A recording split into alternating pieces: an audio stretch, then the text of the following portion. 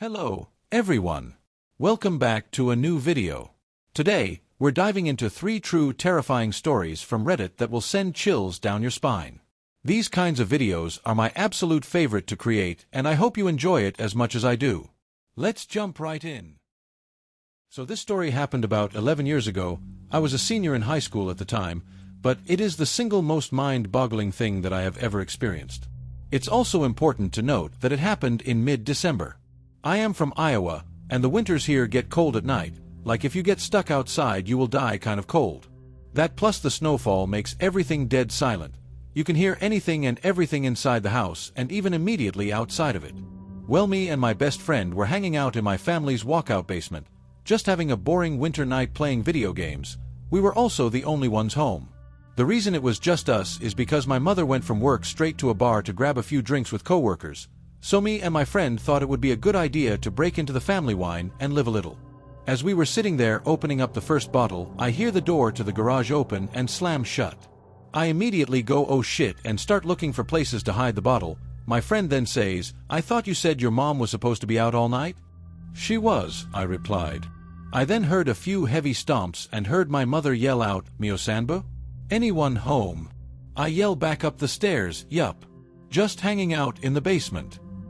I hear a few more steps move from the garage door towards the stairs, and she yells out again, "Can you come help me with something? I need you up here." I reply back while frantically trying to find a good place to hide the wine bottle, "Yup. Give me just a minute." Then there was silence for about 20 seconds. "Anyone down there with you?" She yelled back in a more concerned, serious tone, in a voice that was slightly off of my mother's. This was the first thing that told me something wasn't right. Our family never cared if anyone was over, as our house was a very open house to all family and friends, and the voice, it was just wrong, like it sounded like my mother's, but it was missing something that I couldn't out my finger on. Weirded out, I reply back, "Just Colton." After I yelled that back to her, I found a good place to hide the bottle and began walking up the steps to the next level. Now as I was walking up the steps, I couldn't help but feel the overbearing silence of the house, and the slight electric twinge that something isn't right. When I got to the top of the steps, I looked over to where the garage door to the garage is, and also the kitchen right next to it, and it's black, pitch black. All of the lights were off, and there was no moonlight shining through any windows. I walked over to the kitchen yelling out, "Mom, where are you?" There was no reply, just silence and darkness. I feel the electric twinge turn into full needles, and my adrenaline kicking in full force. I have to get out of here as fast as possible. My mother was not home. I ran back down the stairs, grabbing my coat along the way. "What's wrong?" Colton says, "My mom's not home." I reply as fast as I can, looking for my truck keys. "What do you mean? You were just talking with her." I could see the confusion in his face. "There's no one home. We need to leave now." I took a few steps towards the back door that opens up to the yard, and then I see my dog shaking on the couch, and my cat growling behind it. I couldn't leave them. I just knew that if we left something would happen. "Are we leaving?" Colton said, still confused as all hell. "No, I can't leave them here alone. Something is really off. I'm going to call my mom and figure this out." I pull out my phone and call my mom. She picks up immediately, "Mio Sanber? What's going on?" She answers, "Mom, were you just home? I heard you yelling for me from the second level, and when I went up you weren't there?" I said frantically, hoping that she was playing a joke. "No, I'm just leaving the bar. I wasn't feeling very well. Are you okay?" "What do you mean you heard me?" I fill her in on the whole story and she rushes home. Colton and I stayed in the basement with the animals until she got home, but before she did you could hear something upstairs, not walking or sitting on things, but a pressure in the air, like a black hole was slowly moving from one room to the next, and the word that I would instinctively describe it as is hungry. When she got home you could feel the thing leave just as quick as it came, like an overbearing predatory presence had just flown away. We still have never figured out what the hell was going on, and this is just one story of many unexplainable things that have happened to us, but this is the easiest to write down, and one that I was happy to have witnessed. My mother has passed away now, and I have moved away to Arizona, but whenever I go back to Iowa and I see Colton, he still gets creeped out by what had happened. I will never truly know what happened, but I know that whatever it was that had my mother's voice, it was evil and it was hungry. Got a short one for you. Happened when I was about 9 years old. It's Christmas and the year before I found out that Santa wasn't the one bringing me my presents. I was up and out my room one night when I saw my dad bringing unwrapped presents through the back door. I wasn't shocked, I was pretty mature for my age. What I didn't do was tell my dad I saw him. Now let's skip to the Christmas after that. Now I know what's going on, but I wanted to be mischievous this Christmas. I waited, acted like I didn't know what was going on, and snuck out to open one of my presents. All I wanted was the PS2, my grades were good, I didn't get into too much trouble, so I knew my parents had to get me that.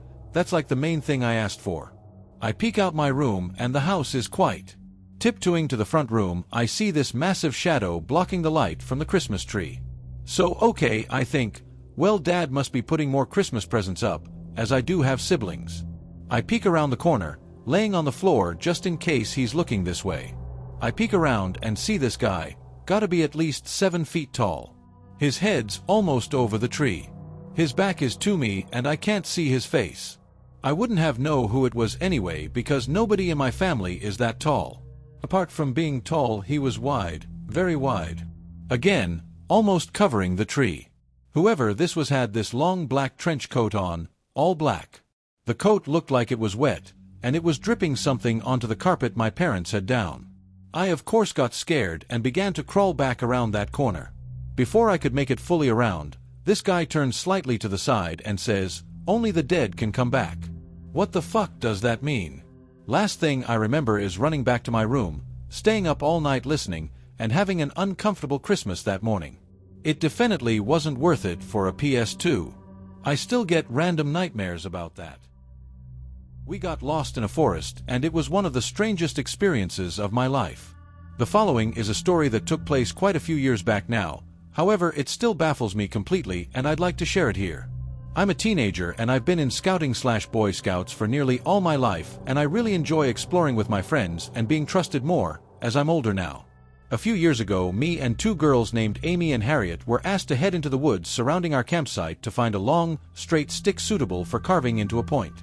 Bear in mind that I was a lot younger back then. Harriet was older and Amy only 1 year older than myself. We had been walking in deliberately the same direction as to not get lost, and memorizing the surroundings as we went, in order to find our way back easily. About 15 minutes in, we couldn't find anything to take back, so we turned around to return to the campsite. That's the initial panic set it. The trees had almost unnaturally knitted themselves together in such a way that it seemed our path was non-existent in the first place. Like it had just vanished. We looked around 360 degrees, and now everything looked exactly the same. Trees we could have sworn were different from one another appeared as all copies of the same tree. We kept walking in what we thought to be the correct direction, whilst shouting out for help, and eventually came to a concrete path, almost like a road, but very thin, separating the forest, splitting it into 2. We didn't follow the road as it went in the wrong direction to our campsite. On the other side of the path was more forest. However, nearby was an abandoned shack, likely used for storage or whatever else. We had no idea anything like this was out here in these woods, so we just kept walking. We eventually came to a road we didn't recognize. A woman wearing a pink and purple regatta outdoors coat walked past, and we frantically asked her for the direction of our campsite, as by now, according to our watches and Harriet's phone, we'd been walking for an hour and a half. She said she'd never seen us before, but she said there's another campsite in that direction. We followed her advice and eventually came back to our campsite. We frantically apologized for being so long and that we couldn't find anything. The leader, Ian, could see all 3 of us were shaken up, and he stated confused that we'd only been gone 25 minutes and that our free time was still going on. To this day, this baffles all 3 of us, as our free time was 40 minutes long and our watches and phones had said we'd been gone for hours. The forest we were lost in felt crushing and claustrophobic, like we'd entered an area that the concept of time didn't apply to. I believe in the paranormal, however this was so unlike anything I've heard or experienced before. It literally was like we had been in a time vortex or something, and that hours in the forest were only minutes in the rest of the world. The feeling was very strange, and it stuck with me for the rest of the camp.